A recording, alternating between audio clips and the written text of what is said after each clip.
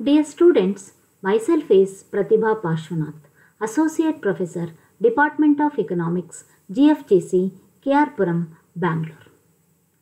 Today, my lecture is on pricing methods, under that full cost pricing. Dear students, pricing is very important aspect of marketing. What is pricing? You all came to know about what is pricing in my previous sessions. Pricing method or strategy refers to a technique adopted by a firm to fix the price of a product in the market. Students, in my previous sessions, after studying about general considerations while setting the price, objectives of pricing policy, internal and external factors involved in pricing policy, we came to know that pricing of a product is not an easy task, and setting price is a complicated process. In this context, there are different methods of pricing provided in economics.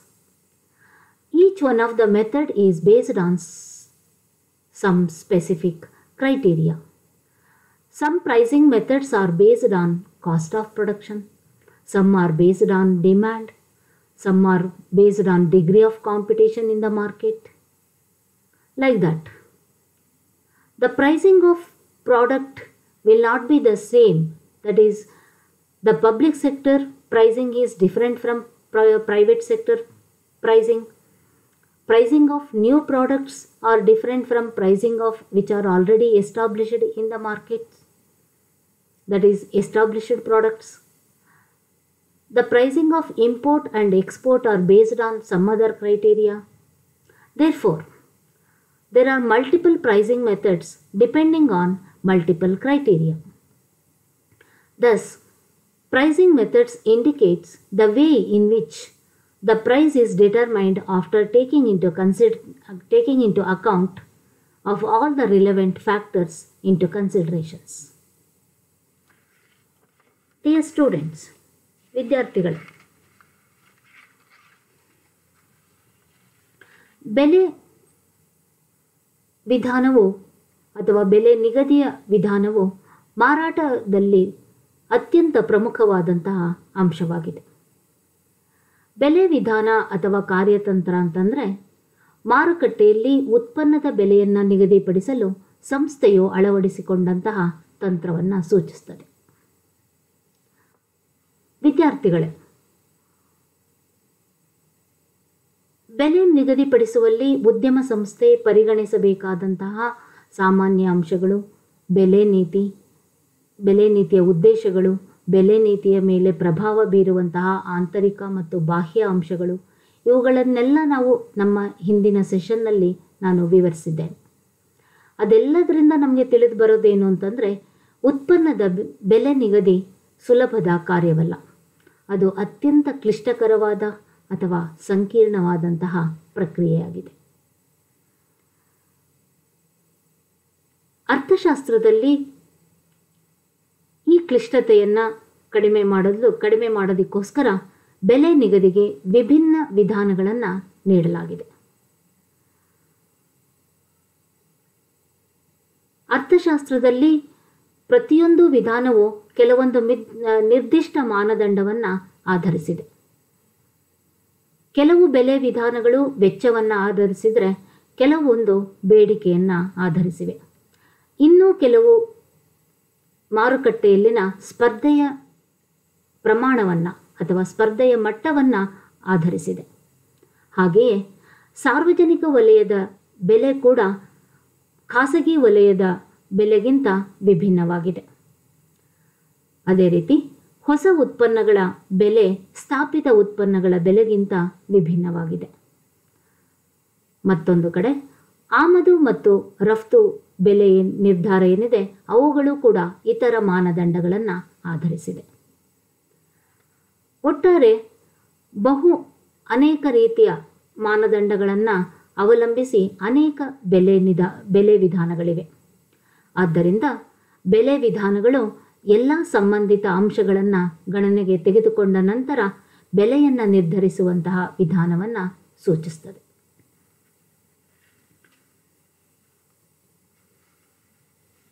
What are the pricing policies? Some of the important pricing policies provided in economics to determine the price of the product of a firm. What are such important pricing strategies? There are different pricing strategies are there. Among them, the most important one is full cost pricing or cost plus pricing. What is full cost pricing? Full cost pricing is one of the simplest method of pricing adopted by many firms, which is based on cost of production. Here in your syllabus you are having the price determination methods based on the cost of production. So in that cost of production, what are the methods are there? The first and foremost is full cost pricing. Therefore, it is the most important pricing method adopted by many firms, which is based on the cost of production. Earlier, this method was widely used during World War II, but nowadays this method is commonly used by almost all the firms. Under this method, how to calculate this full cost pricing? Under this method, first, the cost of production is determined first. Second stage is that when average total cost per unit is calculated by dividing total cost of production by number of units produced. First is cost of production is determined, first step. Next, average total cost should be calculated from the total cost and the total output. Then required profit is added to the cost to get the price per unit. So these steps followed while fixing the price of the product. Symbolically, that price per unit is equal to average total cost per unit plus required profit per unit of output. ವಿದ್ಯಾರ್ಥಿಗಳೇ, ಪೂರ್ಣ ವೆಚ್ಚ ವಿಧಾನ ಅಂದರೆ ವಸ್ತುವಿನ ಬೆಲೆಯನ್ನು ನಿರ್ಧಾರ ಮಾಡೋದಕ್ಕೆ ಸಂಬಂಧಪಟ್ಟಂತೆ ಅರ್ಥಶಾಸ್ತ್ರದಲ್ಲಿ ಅನೇಕ ವಿಧಾನಗಳಿವೆ. ಅವು ಬೇರೆ ಬೇರೆ ತಂತ್ರಗಳನ್ನು ಆಧರಿಸಿವೆ. ಬೇರೆ ಬೇರೆ ಅಂಶವನ್ನು ಆಧರಿಸಿ ಇಲ್ಲಿ ಬೆಲೆಯನ್ನು ನಿಗದಿಪಡಿಸಲಾಗುತ್ತೆ. ಅದರಲ್ಲಿ ಉತ್ಪಾದನಾ ವೆಚ್ಚ ಆಗಿರ್ಬೋದು, ಬೇಡಿಕೆಯ ಆಧಾರದ ಮೇಲೆ ಆಗಿರ್ಬೋದು, ಅಥವಾ ಮಾರುಕಟ್ಟೆಯ ಪೈಪೋಟಿಯ ಪ್ರಮಾಣದ ಆಧಾರದ ಮೇಲೆ ಆಗಿರ್ಬೋದು, ಬೇರೆ ಬೇರೆ ಪ್ರಮಾಣದಲ್ಲಿ ಬೇರೆ ಬೇರೆ ರೀತಿಯಾದಾಗಿ ಬೆಲೆಗಳ ನೀತಿಗಳನ್ನು ನಿರೂಪಿಸಲಾಗ್ತದೆ. ಆದರೆ ನಿಮಗೆ ಇರುವಂಥದ್ದು ಉತ್ಪಾದನಾ ವೆಚ್ಚದ ಆಧಾರದ ಮೇಲೆ, cost of production on the basis of cost, ವೆಚ್ಚದ ಆಧಾರದ ಮೇಲೆ ಹೇಗೆ ಬೆಲೆಯನ್ನು ನಿಗದಿಪಡಿಸಲಾಗ್ತದೆ ಅನ್ನೋದಕ್ಕೆ ಸಂಬಂಧಪಟ್ಟಂತೆ ಇದೆ. ಸೊ ಅದರಲ್ಲಿ ವೆಚ್ಚವನ್ನು ಆಧರಿಸಿ ಏನು ಬೆಲೆಯನ್ನು ನಿಗದಿಪಡಿಸಲಾಗ್ತದೆ ಅದರಲ್ಲಿ ಪ್ರಮುಖವಾದುದು ಅಂತಂದರೆ ದ ಫಸ್ಟ್ ಆ್ಯಂಡ್ ಫೋರ್ಮೋಸ್ಟ್, ಅತ್ಯಂತ ಪ್ರಮುಖವಾದುದು ಅಂತಂದರೆ ಪೂರ್ಣ ವೆಚ್ಚದ ಬೆಲೆ ವಿಧಾನ ಅಥವಾ ವೆಚ್ಚದ ಬೆಲೆ, ಕಾಸ್ಟ್ ಪ್ಲಸ್ ಪ್ರೈಸಿಂಗ್, ವೆಚ್ಚ ಸೇರಿಸು ವಿಧಾನ ಎಂಬುದಾಗಿಯೂ ಕೂಡ ಅದನ್ನು ಕರೀತಾರೆ. ಇದರಲ್ಲಿ ಅಂದಾಗೆ ಪೂರ್ಣ ವೆಚ್ಚ ವಿಧಾನ ಅಂತಂದರೆ ಏನು? ಪೂರ್ಣ ವೆಚ್ಚದ ಬೆಲೆ ಏನಿದೆ ಉತ್ಪಾದನಾ ವೆಚ್ಚವನ್ನು ಆಧರಿಸಿದ ಮತ್ತು ಅನೇಕ ಸಂಸ್ಥೆಗಳು ಅಳವಡಿಸಿಕೊಂಡಂತಹ ಅತ್ಯಂತ ಸರಳ ಮತ್ತು ಸಾಮಾನ್ಯ ವಿಧಾನ ಆಗಿದೆ. ಅಂದರೆ ಉತ್ಪಾದನಾ ವೆಚ್ಚವನ್ನು ಆಧರಿಸಿದಂತಹ ಒಂದು ಏನು ಬೆಲೆ ನಿರ್ಧಾರ ವಿಧಾನ ಇದೆ ಅದನ್ನು ಪೂರ್ಣ ವೆಚ್ಚ ವಿಧಾನ ಅಂತ ಇಲ್ಲಿ ಕರೆಯಲಾಗ್ತದೆ. ಈ ವಿಧಾನದಲ್ಲಿ ಯಾವ ರೀತಿ ನಾವು ಕಂಡುಕೊಳ್ಳಾಗುತ್ತೆ? ಇದನ್ನು ಮೊದಲು 2ನೇ ಮಹಾಯುದ್ಧದ ಸಮಯದಲ್ಲಿ ಇದನ್ನು ಬಳಕೆ ಮಾಡಿಕೊಂಡಿದ್ದು, ಈಗ ಇದನ್ನು ವ್ಯಾಪಕವಾಗಿ ಎಲ್ಲ ಉದ್ಯಮ ಸಂಸ್ಥೆಗಳು ತಮ್ಮ ಬೆಲೆ ನಿರ್ಧಾರದಲ್ಲಿ ಬಳಕೆ ಮಾಡಿಕೊಂಡಿದ್ದಾವೆ. ಇತ್ತೀಚೆಗೆ ಅಂದರೆ ಈ ಪೂರ್ಣ ವೆಚ್ಚ ವಿಧಾನವನ್ನು ಹೇಗೆ ನಿಗದಿಪಡಿಸಲಾಗ್ತದೆ, ಪೂರ್ಣ ವೆಚ್ಚ ವಿಧಾನದಲ್ಲಿ ಬೆಲೆಯನ್ನು ಹೇಗೆ ನಿಗದಿಪಡಿಸಲಾಗ್ತದೆ ಅದನ್ನು ನಾವು ನೋಡಿದಾಗ ಮೊದಲನೇ ಹಂತ ಅಂತಂದರೆ ವಿಧಾನದ ಅಡಿಯಲ್ಲಿ ಮೊದಲು ಉತ್ಪಾದನಾ ವೆಚ್ಚವನ್ನು ನಿರ್ಧರಿಸಲಾಗ್ತದೆ. ಎರಡನೇದಾಗಿ ಉತ್ಪಾದನೆಯ ಒಟ್ಟು ವೆಚ್ಚವನ್ನು ಉತ್ಪಾದಿಸುವ ಒಟ್ಟು ಘಟಕಗಳ ಸಂಖ್ಯೆಯಿಂದ ಭಾಗಿಸಿ ಪ್ರತಿ ಯೂನಿಟ್ಗೆ ಸರಾಸರಿ ಒಟ್ಟು ವೆಚ್ಚವನ್ನು ಲೆಕ್ಕಾಚಾರ ಹಾಕಲಾಗ್ತದೆ. ಅಂದರೆ ಮೊದಲು ಒಟ್ಟು ಉತ್ಪಾದನಾ ವೆಚ್ಚವನ್ನು ಕಂಡುಕೊಳ್ಬೇಕು, ನಿರ್ಧಾರ ಮಾಡಿಕೊಳ್ಬೇಕು. ನಂತರ ಅದರ ಸಹಾಯದಿಂದ ಒಟ್ಟು ಸರಾಸರಿ ಒಟ್ಟು ವೆಚ್ಚವನ್ನು ನಾವು ಕಂಡುಕೊಳ್ಬೇಕು. ಅಂದರೆ ಪ್ರತಿ ಘಟಕಕ್ಕೆ ತಗಲುವಂತಹ ವೆಚ್ಚವನ್ನು ನಾವಲ್ಲಿ ಕಂಡುಕೊಳ್ಬೇಕು. ನಂತರ ಪ್ರತಿ ಯೂನಿಟ್ಗೆ ಬೆಲೆಯನ್ನು ಪಡೆಯಲು ಅಗತ್ಯವಾದ ಲಾಭವನ್ನು ವೆಚ್ಚಕ್ಕೆ ನಾವು ಸೇರಿಸಿಕೊಂಡು ವಸ್ತುವಿನ ಬೆಲೆಯನ್ನು ನಿರ್ಧಾರ ಮಾಡಲಾಗ್ತದೆ. ಅಗತ್ಯವಾದ ಲಾಭವನ್ನು ವೆಚ್ಚಕ್ಕೆ ಸೇರಿಸಬೇಕು. ಸಾಂಕೇತಿಕವಾಗಿ ಹೇಳೋದಾದರೆ ಪ್ರತಿ ಯೂನಿಟ್ಗೆ ಸರಾಸರಿ ಬೆಲೆ, ಇದನ್ನು ಪ್ರತಿ ಯೂನಿಟ್ಗೆ ಬೆಲೆ ಅಂತನಾದ್ರು ಕರಿಬೋದು. ಪ್ರತಿ ಯೂನಿಟ್ಗೆ ಬೆಲೆ is equal to price per unit is equal to ಪ್ರತಿ ಯೂನಿಟ್ಗೆ ಸರಾಸರಿ ಒಟ್ಟು ವೆಚ್ಚ average total cost per unit plus ಪ್ರತಿ ಯೂನಿಟ್ಗೆ ಅಗತ್ಯವಾದ ಲಾಭ ಅಥವಾ ಲಾಭದ ಪ್ರಮಾಣ, ಅದು ರಿಕ್ವೈರ್ಡ್ ಪ್ರಾಫಿಟ್ ಪರ್ ಯೂನಿಟ್ ಎಂಬುದಾಗಿ ನಾವು ಈ ರೀತಿಯಾದಾಗಿ ಸಿಂಬಾಲಿಕಲ್ ಆಗಿ ನಾವು ಅದನ್ನು ಮಾಪನ ಮಾಡೋದಕ್ಕೆ ಬಳಕೆ ಮಾಡಿಕೊಳ್ಳುವಂತಹ ಸಮೀಕರಣವನ್ನು ನಾವಿಲ್ಲಿ ನೋಡ್ತೀವಿ. Then what is in this full cost pricing? This principle includes all kinds of direct and indirect or overhead cost and the price of the product, which includes total fixed cost, total variable cost, selling and administrative costs plus predetermined percentage of profits. So ಈ ಒಂದು ಸಿಂಬಾಲಿಕಲ್ ಆಗಿ ನಾವೇನು ಸಮೀಕರಣವನ್ನು ಬರೆದಿದ್ದೀವಿ ಅದು ಏನನ್ನು ಒಳಗೊಂಡಿರುತ್ತೆ ಅಂತಂತಂದರೆ ಎಲ್ಲ ಪ್ರತ್ಯಕ್ಷ ಮತ್ತು ಪರೋಕ್ಷದ ವೆಚ್ಚಗಳು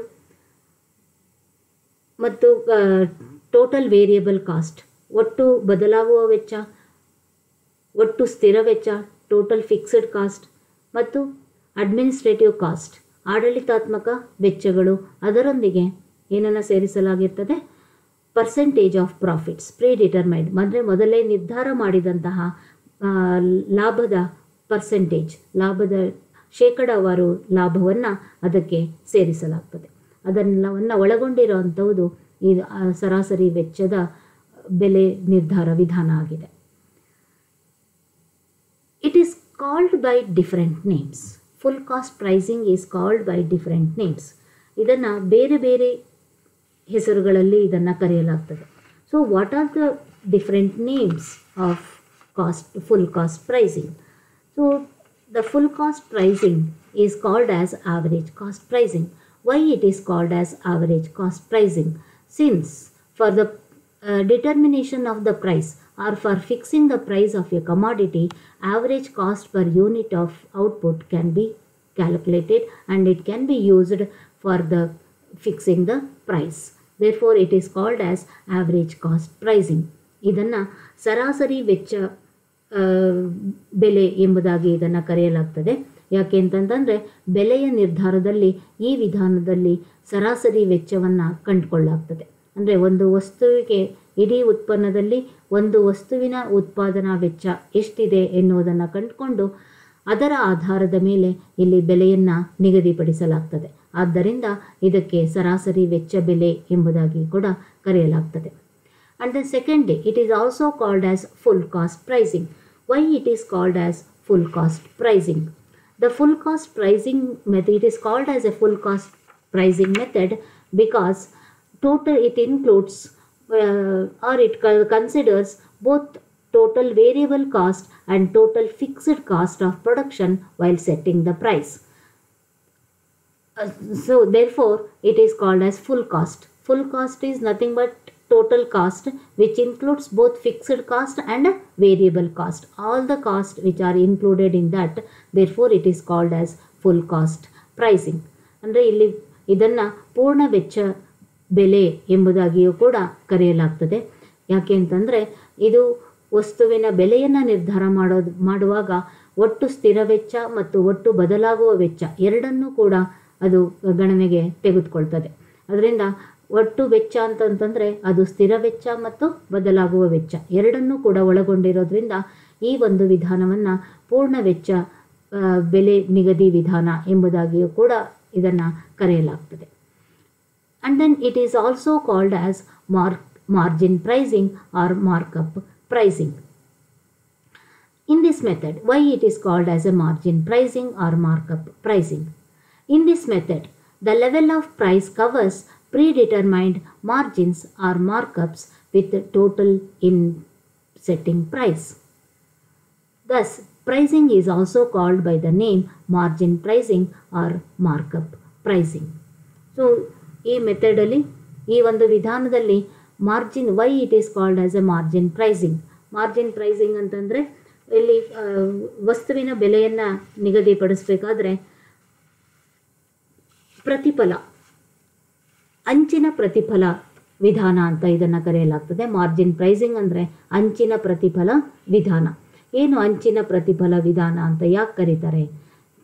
ಈ ವಿಧಾನದಲ್ಲಿ ಬೆಲೆ ನಿರ್ಧಾರದ ವಿಧಾನದಲ್ಲಿ ಉತ್ಪಾದನಾ ವೆಚ್ಚಕ್ಕೆ ಸೇರಿಸಲಾಗುವಂತಹ ಲಾಭದ ಪ್ರಮಾಣವನ್ನು ಅಂಚಿನ ಪ್ರತಿಫಲ ಎಂಬುದಾಗಿ ಕರೆಯಲಾಗ್ತದೆ. ಅಂದರೆ ಲಾಭವನ್ನು ಏನು ಸೇರಿಸಲಾಗುತ್ತೆ ಇದಕ್ಕೆ ಅಂಚಿನ ಪ್ರತಿಫಲ ಅಂತ ಹೇಳಲಾಗತ್ತೆ.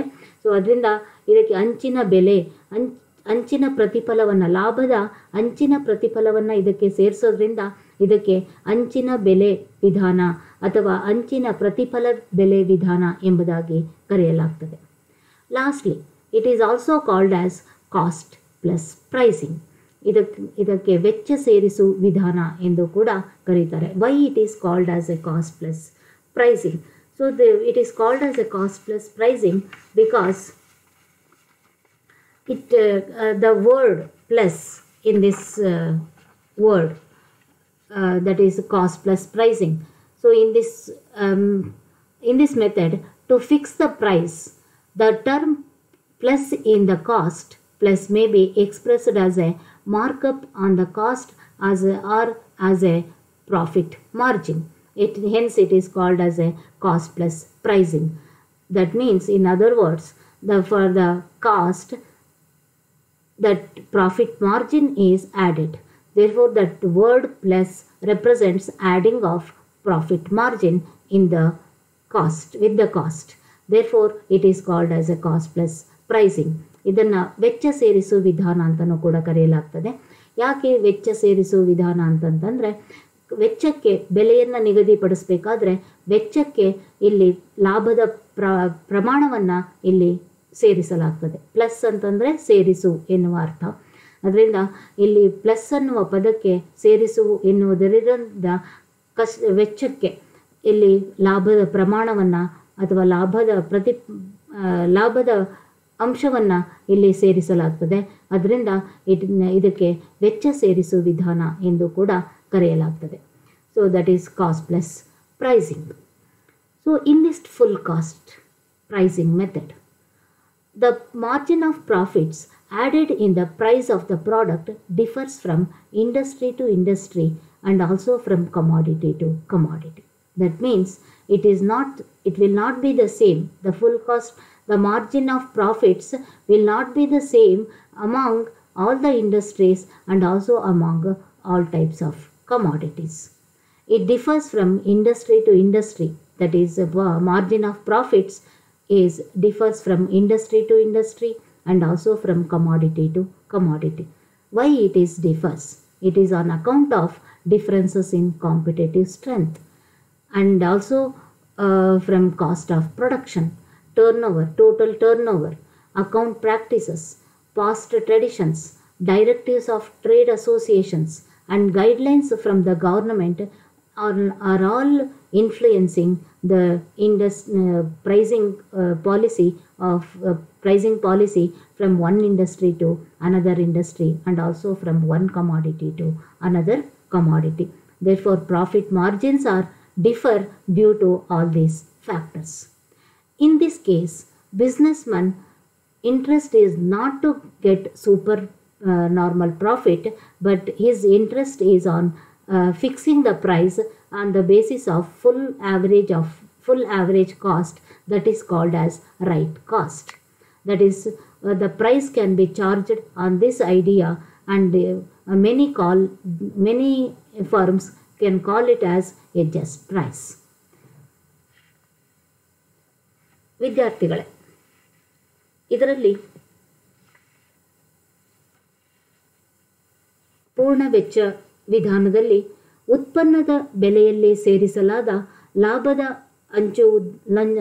ಅಂಚು ಏನಿದೆ ಅದು ಎಲ್ಲ ಉದ್ಯಮಗಳಲ್ಲಿ ಮತ್ತು ಎಲ್ಲ ಸರಕುಗಳಲ್ಲಿ ಒಂದೇ ರೀತಿಯದ್ದಾಗಿರ್ತದೆ ಅಂತ ಹೇಳಲಿಕ್ಕೆ ಸಾಧ್ಯ ಇಲ್ಲ. ಅದು ಉದ್ಯಮದಿಂದ ಉದ್ಯಮಕ್ಕೆ ಮತ್ತು ಒಂದು ಸರಕಿನಿಂದ ಇನ್ನೊಂದು ಸರಕಿಗೆ ಬೇರೆ ಬೇರೆಯಾಗಿರ್ತದೆ. ಯಾಕೆ ಅಂತಂತಂದರೆ, ಉದ್ಯಮ ಸಂಸ್ಥೆಗಳ ಸ್ಪರ್ಧಾತ್ಮಕ ಶಕ್ತಿ ಅಥವಾ ಉತ್ಪಾದನಾ ವೆಚ್ಚ, ವ್ಯಾಪಾರ ವಹಿವಾಟುಗಳು, ಲೆಕ್ಕ ಪರಿಶೋಧಕ ಅಭ್ಯಾಸಗಳು ಮತ್ತು ಸರಕಾರದ ಮಾರ್ಗಸೂಚಿಗಳು, ಉದ್ಯಮ ಸಂಸ್ಥೆಗಳು ಅನುಸರಿಸುವಂತಹ ಸಂಪ್ರದಾಯಗಳು, ವ್ಯಾಪಾರ ಸಂಘಟನೆಗಳ ನಿರ್ದೇಶನಗಳು, ಇವೆಲ್ಲವೂ ಕೂಡ ಬೇರೆ ಬೇರೆಯಾಗಿರೋದ್ರಿಂದ ಈ ಎಲ್ಲ ಅಂಶಗಳು ಕೂಡ ಲಾಭದ ಅಂಚು ಉದ್ಯಮದ ಮೇಲೆ ಪರಿಣಾಮವನ್ನು ಬೀರ್ತದೆ. ಮತ್ತು ಲಾಭದ ಅಂಚು ಉದ್ಯಮದಿಂದ ಉದ್ಯಮಕ್ಕೆ, ಒಂದು ಸರಕಿನಿಂದ ಮತ್ತೊಂದು ಸರಕಿಗೆ ಬೇರೆ ಬೇರೆಯಾಗಿರೋದಕ್ಕೆ ಕಾರಣವಾಗಿದೆ. ಆದ್ದರಿಂದ ಇಲ್ಲಿ ಎಲ್ಲ ಉದ್ಯಮ ಸಂಸ್ಥೆಗಳು, ಇಂತಹ ಸಂದರ್ಭದಲ್ಲಿ ಎಲ್ಲ ಉದ್ಯಮ ಸಂಸ್ಥೆಗಳು ಗರಿಷ್ಠ ಲಾಭವನ್ನು ಗಳಿಸೋದಕ್ಕೆ ಮೊರೆ ಹೋಗೋದಿಲ್ಲ. ಅದಕ್ಕೆ ಬದಲಾಗಿ ಸಮಂಜಸವಾದ ಬೆಲೆಯನ್ನು ನಿಗದಿಪಡಿಸೋದ್ರಲ್ಲಿ, ಸಮಂಜಸವಾದ ಪ್ರಮಾಣದಲ್ಲಿ ಲಾಭವನ್ನು ಪಡ್ಕೊಳ್ಳೋದಕ್ಕೆ ಅವರು ಇಷ್ಟಪಡ್ತಾ ಇರ್ತಾರೆ. ಸೊ ಅಂತಹ ಸಂದರ್ಭದಲ್ಲಿ ಏನು ಸಮಂಜಸ ಉತ್ಪಾದನಾ ವೆಚ್ಚ ಏನಿದೆ ಅದರ ಆಧಾರದ ಮೇಲೆ, ಸರಾಸರಿ ವೆಚ್ಚ ಏನಿದೆ ಅದನ್ನು ಆಧಾರವಾಗಿಟ್ಟುಕೊಂಡು ಇಲ್ಲಿ ಬೆಲೆಯನ್ನು ನಿಗದಿಪಡಿಸ್ತಾರೆ. ಅದಕ್ಕೆ ಸರಿಯಾದ ವೆಚ್ಚ, ರೈಟ್ ಕಾಸ್ಟ್ ಎಂದು ಅವರು ಪರಿಗಣಿಸಿ ಈ ಸರಿಯಾದ ವೆಚ್ಚದ ಆಧಾರದ ಮೇಲೆ ಅವರು ಬೆಲೆಯನ್ನು ನಿಗದಿಪಡಿಸ್ತಾರೆ. That is called as just price. ಅದನ್ನು ಕೇವಲ ಬೆಲೆ ಎಂಬುದಾಗಿ ಅವರು ಬಿಂಬಿಸ್ತಾರೆ.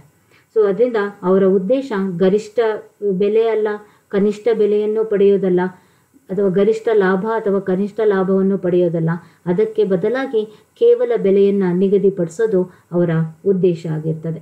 ಅದರಿಂದ ಇಲ್ಲಿ ಲಾಭಾಂಶವನ್ನು ಸೇರಿಸೋದ್ರಿಂದ ಇದಕ್ಕೆ ವೆಚ್ಚ ಸೇರಿಸು ಬೆಲೆ ವಿಧಾನ ಅಂತ ಇದಕ್ಕೆ ಕರೆಯಲಾಗ್ತದೆ. Then next is that how to calculate full cost pricing. What procedure should be followed for the calculation of full cost pricing? ಪೂರ್ಣ ವೆಚ್ಚ ವಿಧಾನದಲ್ಲಿ ಹೇಗೆ ಬೆಲೆಯನ್ನು ನಿಗದಿಪಡಿಸೋದಕ್ಕೋಸ್ಕರ ಹೇಗೆ ವಿಧಾನವನ್ನು ಅನುಸರಿಸಲಾಗ್ತದೆ, ಯಾವ ಹಂತಗಳನ್ನು ಇಲ್ಲಿ ಅನುಸರಿಸಲಾಗ್ತದೆ ಅದನ್ನು ನಾವಿಲ್ಲಿ ತಿಳ್ಕೊಳ್ಬೇಕಾಗಿದೆ.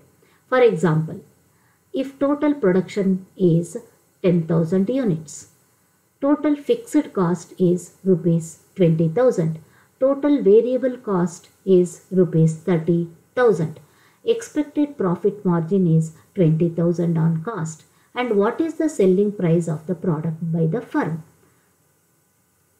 ಒಟ್ಟು ಉತ್ಪಾದನೆ 10,000 ಯೂನಿಟ್ಗಳು, ಒಟ್ಟು ಸ್ಥಿರ ವೆಚ್ಚ 20,000 ರೂಪಾಯಿಗಳು, ಒಟ್ಟು ಬದಲಾಗುವ ವೆಚ್ಚ 30,000 ರೂಪಾಯಿಗಳು, ನಿರೀಕ್ಷಿಸಿದ ಲಾಭದ ಪ್ರಮಾಣ, ಲಾಭದ ಅಂಚು 20%, 20% ವೆಚ್ಚದ ಮೇಲೆ.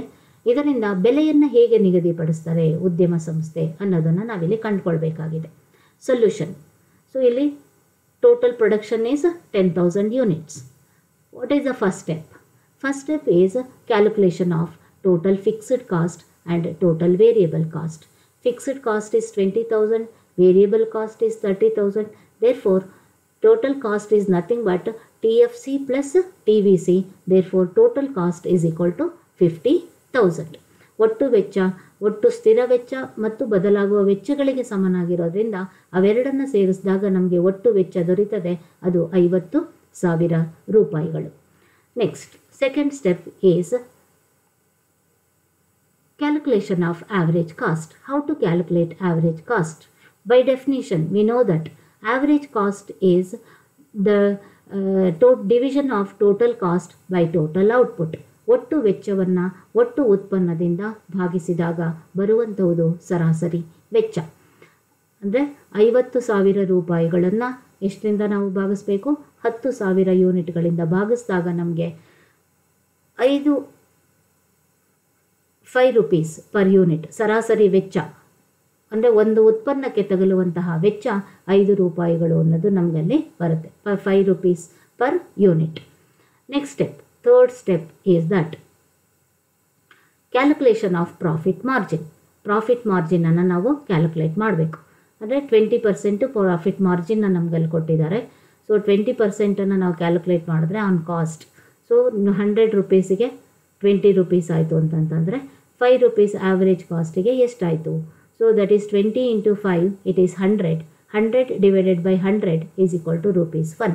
The profit margin per unit of output is ₹1. And the fourth step is that setting the price.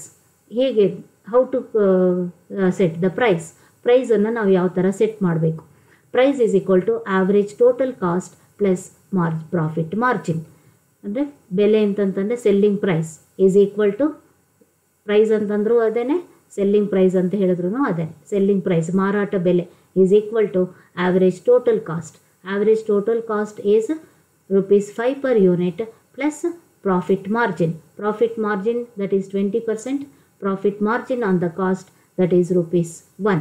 So 5 plus 1 is equal to ₹6. Price is fixed like this on the basis of average cost, average total cost and the profit margin. ಈ ರೀತಿಯದ್ದಾಗಿ ಸರಾಸರಿ ಒಟ್ಟು ವೆಚ್ಚ ಮತ್ತು ಲಾಭಾಂಶದ ಪ್ರಮಾಣ, ಲಾಭ ಅಥವಾ ಲಾಭದ ಅಂಚು, ಇವೆರಡರ ಸಹಾಯದಿಂದ ಇಲ್ಲಿ ಪೂರ್ಣ ವೆಚ್ಚ ಬೆಲೆಯ ವಿಧಾನದಲ್ಲಿ ಬೆಲೆಯನ್ನು ಉದ್ಯಮ ಸಂಸ್ಥೆಗಳು ನಿಗದಿಪಡಿಸಬಹುದಾಗಿದೆ. And then next is, what are the advantages and disadvantages of this method? The advantage of this method is that it helps in setting fair prices and simplicity. So it is very simple to calculate. So the most important advantage of this full cost pricing is that, so the full cost pricing is very simple, simplicity. That means it is very simple method to calculate, and then simple steps provided for the calculation of fixing the price, that is with the help of this average cost, with the help of this average cost pricing.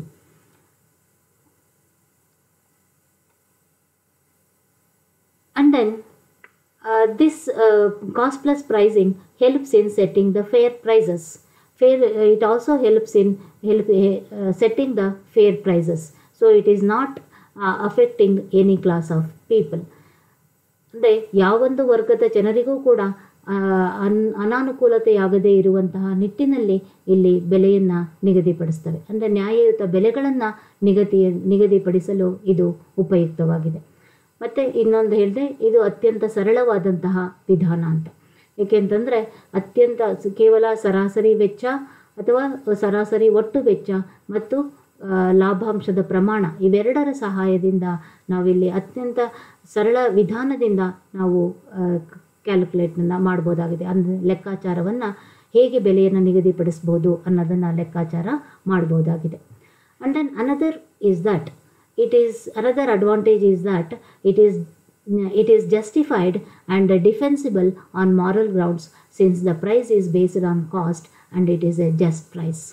That means, so here it is very defensible and also very justified one on the basis of that moral grounds, because all the price can be calculated on the basis of cost.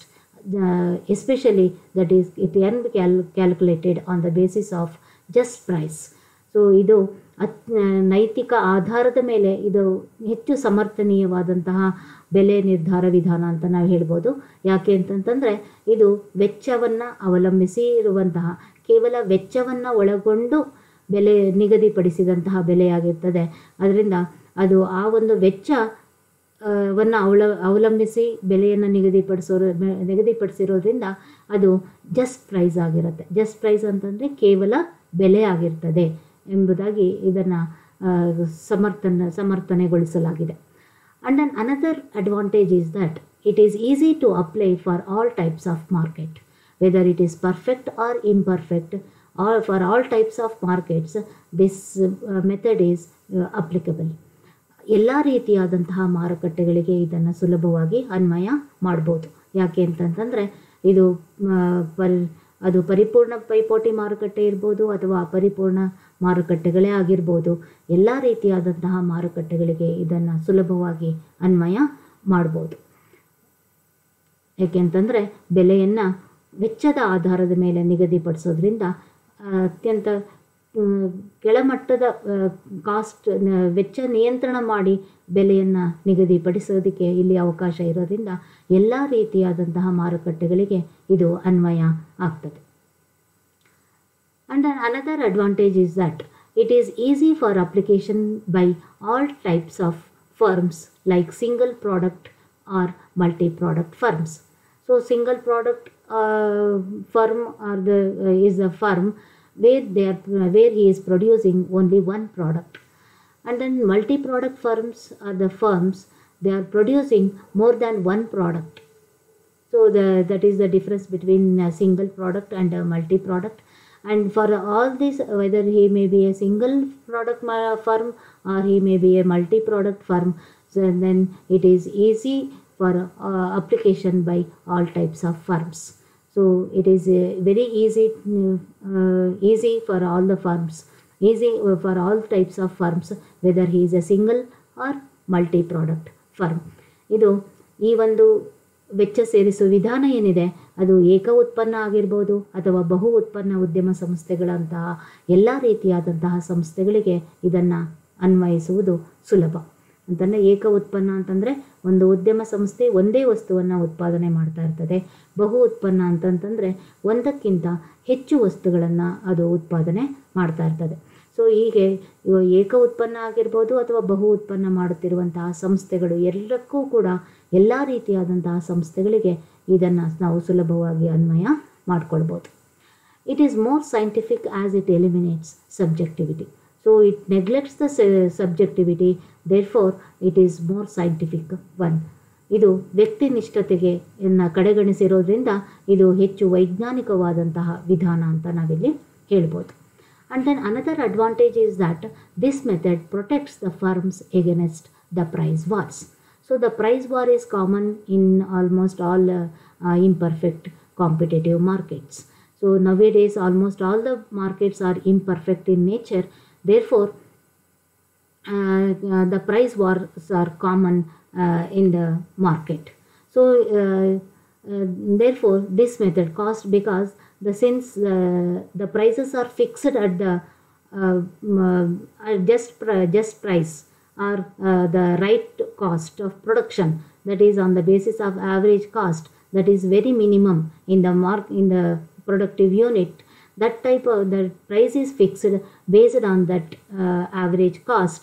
Therefore it protects the firms against the unnecessary or unhealthy price wars.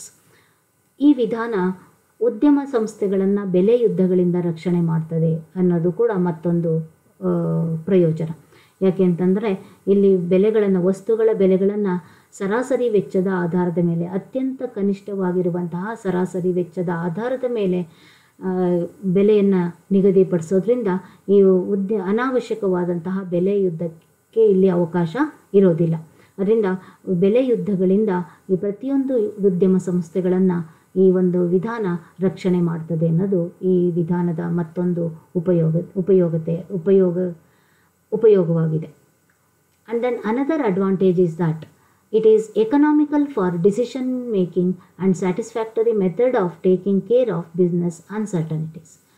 This method is very economical in nature for decision making because every individual firm can take a decisions because for the calculation of the calculation of cost plus pricing it provided a simple methods or simple way of calculation of this cost plus pricing. So the cost of calculation of this cost plus is very minimum, therefore it is very economical in nature for the even in terms of calculation and even in terms of decision making also. So the every firm can take easy decisions because it is not a complicated process. It is very easy method for the calculation of calculation of price, and also a satisfactory method of taking care of business uncertainties. When the business is under uncertain, so then it provide a satisfactory method to calculate the price. So ಈ ವಿಧಾನ ಏನಿದೆ ಇದು ನಿರ್ಧಾರವನ್ನು ಕೈಗೊಳ್ಳೋದಕ್ಕೆ ಅತ್ಯಂತ ಮಿತವ್ಯಯಕಾರಿಯಾಗಿದೆ ಅಂತ ನಾವಿಲ್ಲಿ ಹೇಳ್ಬೋದು. ಅಂದರೆ ಉದ್ಯಮ ಚಟುವಟಿಕೆಗಳಿಗೆ ಸಂಬಂಧಪಟ್ಟಂತಹ ಯಾವುದೇ ನಿರ್ಧಾರ, ಅದು ಬೆಲೆ ನಿರ್ಧಾರಕ್ಕೆ ಸಂಬಂಧಪಟ್ಟಂತೆ ಏನೇ ನಿರ್ಧಾರ, ಏಕೆಂದರೆ ಅದರ ಕ್ಯಾಲ್ಕುಲೇಷನ್ ಏನಿದೆ, ಅದರ ಲೆಕ್ಕಾಚಾರ ಏನಿದೆ, ಆ ಲೆಕ್ಕಾಚಾರ ವಿಧಾನಗಳು ಅತ್ಯಂತ ಸರಳ ಮತ್ತು ಸುಲಭವಾಗಿದೆ. ಅದಕ್ಕೆ ತಗಲುವಂತಹ ವೆಚ್ಚ ಕೂಡ ಕಡಿಮೆ ಇದೆ. ಅದರಿಂದ ಯಾವುದೇ ವಿಷಯಗಳಿಗೆ ನಿರ್ಧಾರವನ್ನು ತೆಗೆದುಕೊಳ್ಳೋದಕ್ಕೆ ಈ ಒಂದು ಪೂರ್ಣ ವೆಚ್ಚ ವಿಧಾನ ಅತ್ಯಂತ ಮಿತವ್ಯಯಕಾರಿಯಾಗಿದೆ ಅಂತ ನಾವಿಲ್ಲಿ ಹೇಳ್ಬೋದು. ಮತ್ತು ವ್ಯವಹಾರದ ಅನಿಶ್ಚಿತತೆಗಳನ್ನು ನೋಡಿಕೊಳ್ಳುವ ತೃಪ್ತಿದಾಯಕ ವಿಧಾನ, ಅಂದರೆ ಅನಿಶ್ಚಿತತೆಗಳನ್ನು ಕೂಡ ಇಲ್ಲಿ ಅದೇನು ಮಾಡ್ತಾ ಇರ್ತದೆ, ತೃಪ್ತಿದಾಯಕವಾಗಿ ಅದನ್ನು ಸಮರ್ಪಕವಾಗಿ ನಿಭಾಯಿಸ್ತದೆ. ಎಂತಹ ಅನಿಶ್ಚಿತತೆಗಳು ಉದ್ಯಮ ಚಟುವಟಿಕೆಗಳಲ್ಲಿ ಬಂದರೂ ಕೂಡ ಅದನ್ನು ತೃಪ್ತಿದಾಯಕವಾಗಿ ಆ ಸಮಸ್ಯೆಗಳಿಗೆ ಪರಿಹಾರವನ್ನು ಈ ಒಂದು ವಿಧಾನ ಒದಗಿಸಿಕೊಡ್ತದೆ. It is another advantage is that it is suitable for the firms who fix their prices jointly. The joint products. So fixing the price of the joint products, it is suitable for that kind of firms also. What is that joint products? So when it means fixing the price of two or more products produced from the same plant or process or the operation. So for example, petroleum products.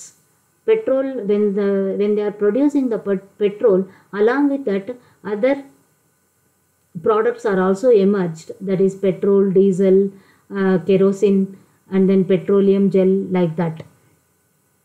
So for these products, cost of production will be the same. There is no separate cost of production for the products which are emerged, which are produced along with the main products. So therefore, whatever the price which is fixed, it is on the basis of that basic cost of production. Therefore, it is suitable for the firms who fix their prices jointly.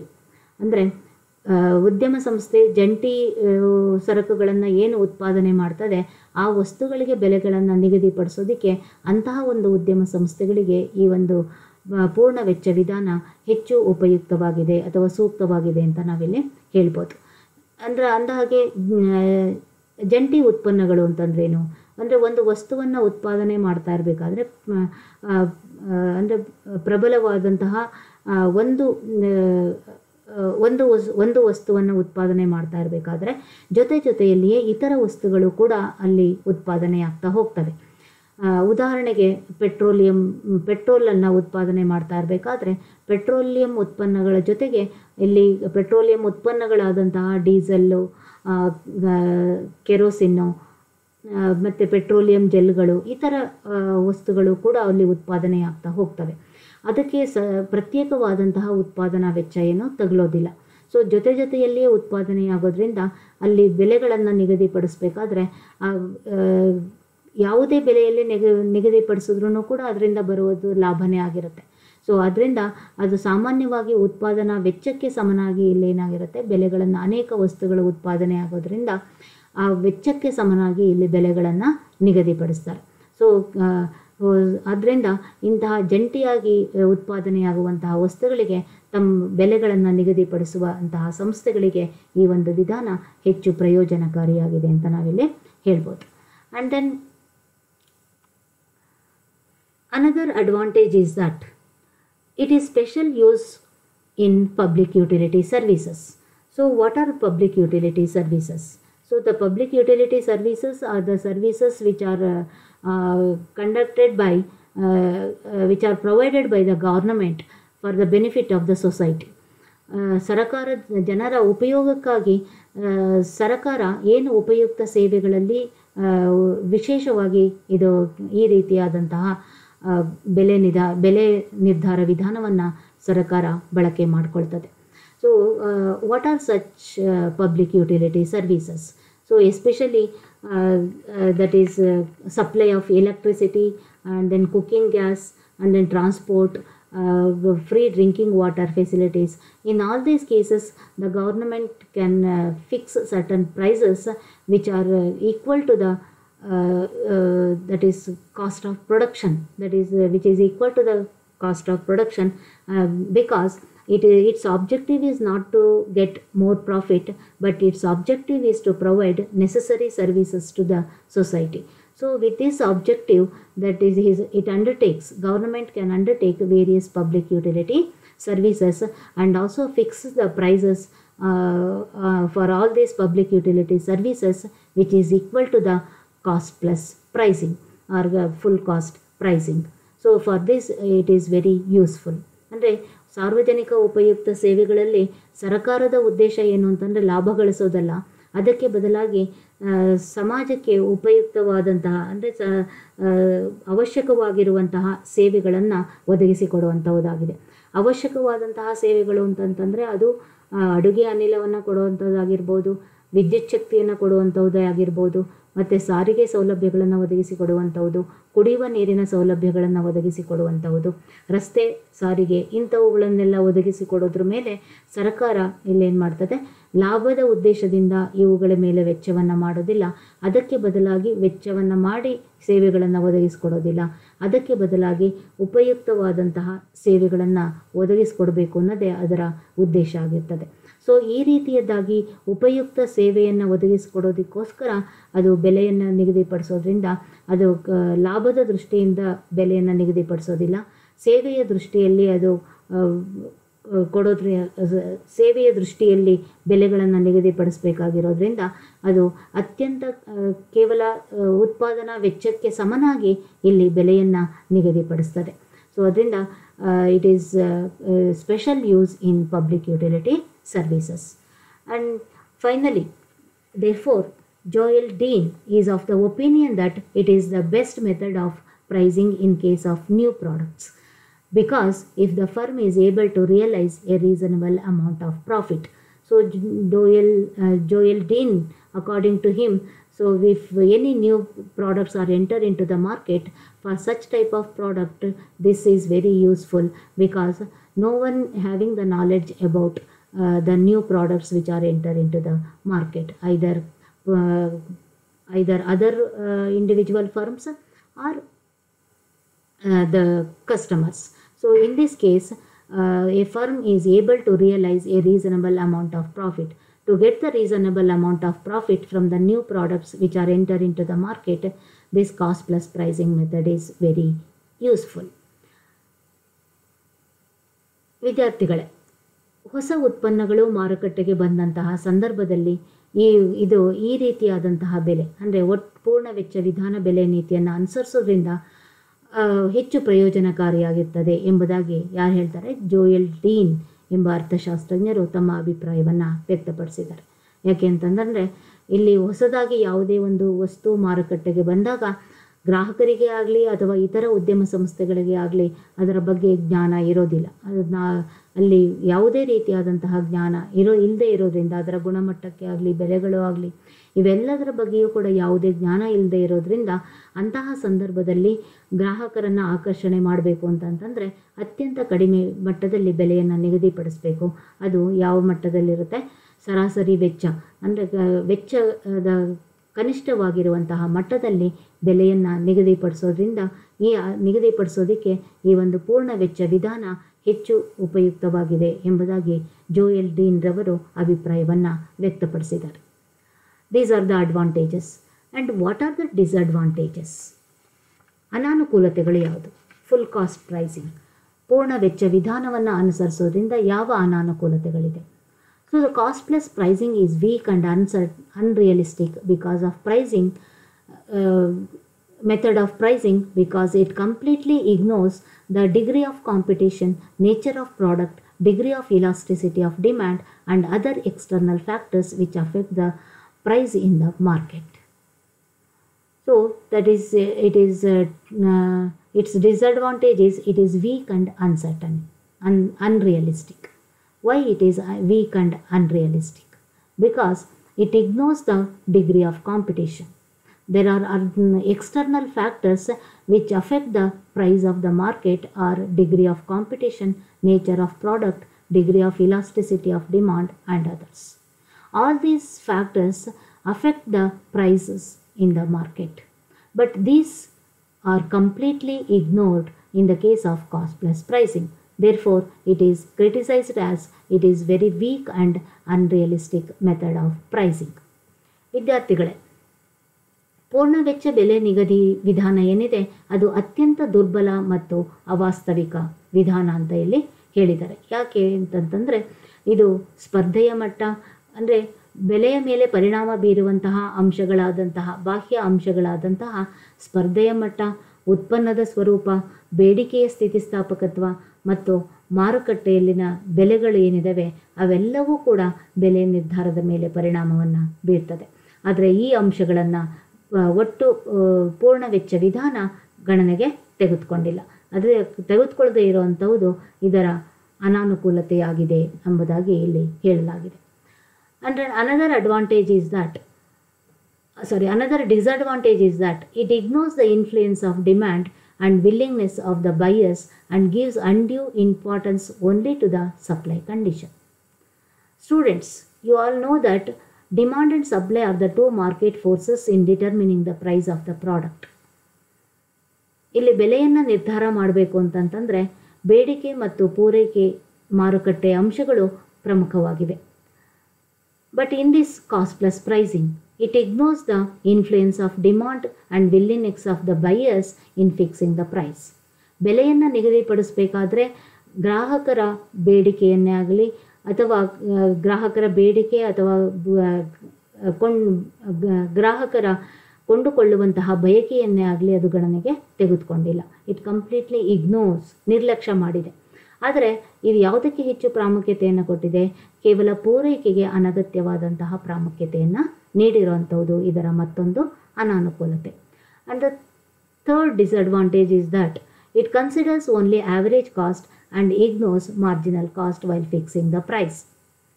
Students, when we price and output determination of various market conditions, when we analyzing that, so we know that the average cost, along with the average cost, marginal cost also play a very important role in determining the price. But here it considers only the average cost and ignores the marginal cost while fixing the price. ವಿದ್ಯಾರ್ಥಿಗಳೇ, ಇಲ್ಲಿ ಬೆಲೆಯನ್ನು ನಿಗದಿಪಡಿಸಬೇಕಾದ್ರೆ ಯಾವುದೇ ಮಾರುಕಟ್ಟೆಯಾಗಿರಲಿ ಸರಾಸರಿ ವೆಚ್ಚದೊಂದಿಗೆ ಸೀಮಾಂತ ವೆಚ್ಚವೂ ಕೂಡ ಪ್ರಮುಖವಾದಂತಹ ಪಾತ್ರವನ್ನು ವಹಿಸ್ತದೆ. ಆದರೆ ಈ ವಿಧಾನ ಕೇವಲ ಸರಾಸರಿ ವೆಚ್ಚಕ್ಕೆ ಹೆಚ್ಚು ಪ್ರಾಮುಖ್ಯತೆಯನ್ನು ಕೊಟ್ಟು ಸೀಮಾಂತ ವೆಚ್ಚದ ಪಾತ್ರವನ್ನು ಸಂಪೂರ್ಣವಾಗಿ ಕಡೆಗಣಿಸಿರೋದು ಮತ್ತೊಂದು ಅನಾನುಕೂಲತೆಯಾಗಿದೆ. And then one more disadvantage is that it assumes oligopoly and fails to recognize the importance of competition. It considers only that oligopoly market and fails to recognize the importance of competition. So it is not applicable. This method of pricing policy is not applicable in the case of competitive market, highly competitive market situation, and it is applicable only to the less competitive market situation like oligopoly, like that.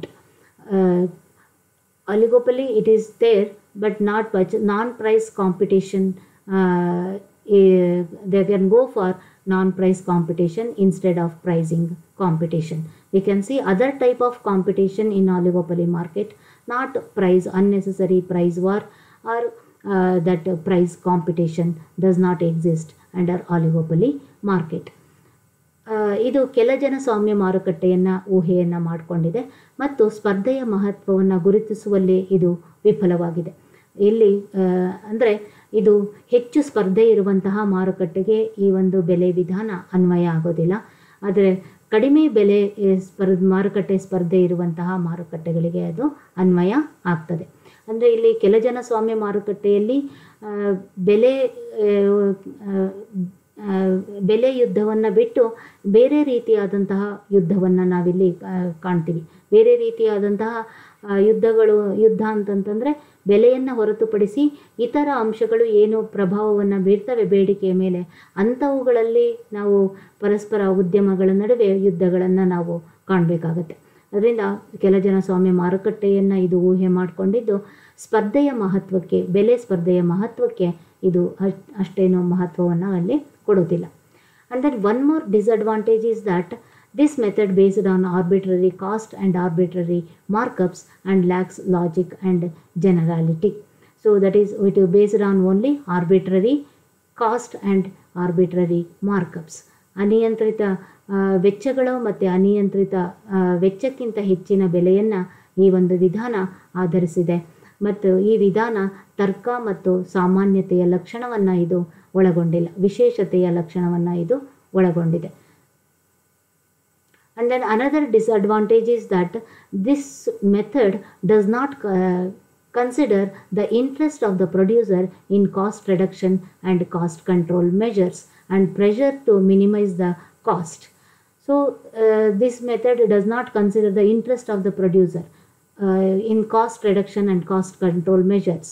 So the cost reduction and cost control measures are very essential to minimize the cost of production, because here in this method the prices can be fixed within the cost limit. So if the costs are more, the price fixation is also increases. The pricing level can also be increased. So in order to minimize the price of the product, so they have to resort to the minimizing cost reduction and cost control measures and pressure to minimize the cost. In this case, they should not consider the interest of the producer. ಈ ವಿಧಾನದಲ್ಲಿ ಉದ್ದೇಶ ಏನು ಅಂತಂತಂದರೆ ಲಾಭ ಗಳಿಸೋದಕ್ಕೋಸ್ಕರ ವೆಚ್ಚ ಕಡಿತ ಮತ್ತು ವೆಚ್ಚ ನಿಯಂತ್ರಣ ಕ್ರಮಗಳನ್ನು ಅನುಸರಿಸಬೇಕಾಗ್ತದೆ. ಈ ರೀತಿ ವೆಚ್ಚ ಕಡಿತ ಮತ್ತು ವೆಚ್ಚ ನಿಯಂತ್ರಣ ಕ್ರಮಗಳನ್ನು ಅನುಸರಿಸಬೇಕಾದ್ರೆ ವೆಚ್ಚವನ್ನು ಕಡಿಮೆ ಮಾಡಬೇಕು, ಆದಷ್ಟು ಕಡಿಮೆ ಮಾಡಬೇಕು ಅನ್ನುವುದಕ್ಕೆ ಹೆಚ್ಚು ಒತ್ತಡ ಇರ್ತದೆ. ಈ ಒಂದು ಒತ್ತಡದಲ್ಲಿ ಉತ್ಪಾದಕರ ಆಸಕ್ತಿ ಏನಿದೆ ಅನ್ನೋದನ್ನು ಯಾರೂ ಪರಿಗಣಿಸೋದಿಲ್ಲ. ಅದನ್ನು ನಿರ್ಲಕ್ಷ್ಯ ಮಾಡಿರೋದು ಇದರ ಮತ್ತೊಂದು ಅನಾನುಕೂಲತೆ. And then one more disadvantage is that this method of pricing operates smoothly in less competitive market condition and difficult to apply in more competitive markets. So ಈ ಒಂದು ವಿಧಾನ ಏನಿದೆ, this method is applicable only in less competitive market and difficult to apply in more competitive markets, because ಯಾಕೆಂತಂದರೆ ಕಡಿಮೆ ಸ್ಪರ್ಧಾತ್ಮಕ ಇರುವಂತಹ ಮಾರುಕಟ್ಟೆಗಳಿಗೆ ಮಾತ್ರ ಈ ಒಂದು ಬೆಲೆ ಅನ್ವಯವಾಗ್ತದೆ, ಬೆಲೆ ನೀತಿ ಅನ್ವಯವಾಗ್ತದೆ. ಹೆಚ್ಚು ಸ್ಪರ್ಧಾತ್ಮಕ ಮಾರುಕಟ್ಟೆಗಳಲ್ಲಿ ಈ ಒಂದು ವಿಧಾನವನ್ನು ಅನ್ವಯ ಮಾಡಿಕೊಳ್ಳೋದಕ್ಕೆ ಸಾಧ್ಯ ಆಗೋದಿಲ್ಲ. ಏಕೆಂತಂದರೆ ಇಲ್ಲಿ ಬೆಲೆಗಳನ್ನು ವೆಚ್ಚಕ್ಕೆ ಅನುಗುಣವಾಗಿ ಬೆಲೆಯನ್ನು ನಿಗದಿಪಡಿಸಲಾಗಿರ್ತದೆ. ಸರಾಸರಿ ವೆಚ್ಚಕ್ಕೆ ಅಥವಾ ವೆಚ್ಚಕ್ಕೆ ಸಮನಾಗಿ within the cost of production the price can be fixed. So ಅದಕ್ಕಾಗಿ ಇದು ಕಡಿಮೆ ಸ್ಪರ್ಧಾತ್ಮಕ ಮಾರುಕಟ್ಟೆಗಳಿಗೆ ಮಾತ್ರ ಅನ್ವಯವಾಗ್ತದೆ ಹೊರತು ಹೆಚ್ಚು ಸ್ಪರ್ಧಾತ್ಮಕ ಮಾರುಕಟ್ಟೆಗಳಿಗೆ ಇದು ಅನ್ವಯ ಆಗೋದಿಲ್ಲ. Students, this is all about full cost pricing.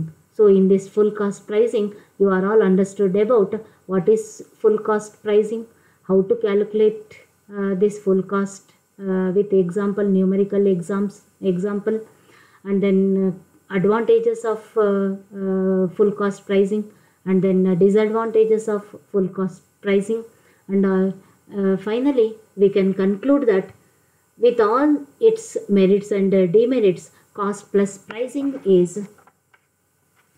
one of the simple cost based pricing strategy can offer competitive stability, decreasing the risk of price competition like price wars if all the firms adopt cost plus pricing. ಅಂದರೆ ಎಲ್ಲ ಉದ್ಯಮ ಸಂಸ್ಥೆಗಳು ಅಂದರೆ ಇವೆಲ್ಲವನ್ನ advantages, ಪ್ರಯೋಜನಗಳು ಮತ್ತು ಅನಾನುಕೂಲತೆಗಳು ಇವೆಲ್ಲವನ್ನ ಹೊರತುಪಡಿಸಿ ಈ ಒಂದು ಪೂರ್ಣ ವೆಚ್ಚ ವಿಧಾನವನ್ನು ಉದ್ಯಮ ಸಂಸ್ಥೆಗಳು ಅನ್ವಯ ಮಾಡಿಕೊಂಡ್ರೆ, ಅದನ್ನು ಬಳಕೆ ಮಾಡಿಕೊಂಡ್ರೆ ಏನು ಇದೆ ಅತ್ಯಂತ ಸರಳವಾದಂತಹ ವೆಚ್ಚ ಆಧಾರಿತ ಬೆಲೆ ವಿಧಾನವನ್ನು ಇಲ್ಲಿ ಅನುಸರಿಸಿದ್ರೆ ಪ್ರತಿಯೊಂದು ಉದ್ಯಮ ಸಂಸ್ಥೆಗಳು ಇಲ್ಲಿ ಕಾಂಪಿಟೇಟಿವ್ ಸ್ಟೆಬಿಲಿಟಿ ಅಂತ ನಾವು ಹೇಳ್ತೀವಿ. ಅಂದರೆ ಪೈಪೋಟಿಯಲ್ಲಿ ಅಪರಿಪೂರ್ಣ ಪೈಪೋಟಿ ಮಾರುಕಟ್ಟೆಗಳಲ್ಲಿ ಇರುವಂತಹ ಪೈಪೋಟಿಯ ಒಂದು ಸ್ಥಿರತೆ ಏನಿದೆ, ಪೈಪೋಟಿಯಲ್ಲಿ ಸ್ಥಿರತೆಯನ್ನು ಕಾಪಾಡಿಕೊಳ್ಬೋದು. ಅಂದರೆ ಅನಾರೋಗ್ಯಕರ ಪೈಪೋಟಿಗೆ ಬದಲಾಗಿ ಒಂದು ಆಹ್ಲಾದಕರವಾದಂತಹ ಪೈಪೋಟಿಯಲ್ಲಿ ಸ್ಥಿರತೆಯನ್ನು ಕಾಪಾಡಿಕೊಳ್ಬೋದು. And then decreasing the risk of price competition, ಅಂದರೆ ಬೆಲೆ ಯುದ್ಧಗಳು ಏನು ಉಂಟಾಗ್ತವೆ ಅದರಲ್ಲಿಯೂ ಕೂಡ ನಾವು ಅದರಲ್ಲಿ ಆಗುವಂತಹ ಗಂಡಾಂತರಗಳೇನಿದೆ ಅದನ್ನು ಕೂಡ ತಡೆಗಟ್ಕೊಳ್ಬೋದು, ಅದನ್ನು ಕೂಡ ನಾವು ಆದಷ್ಟು ಕನಿಷ್ಠಗೊಳಿಸ್ಕೊಳ್ಬೋದು. ಮತ್ತು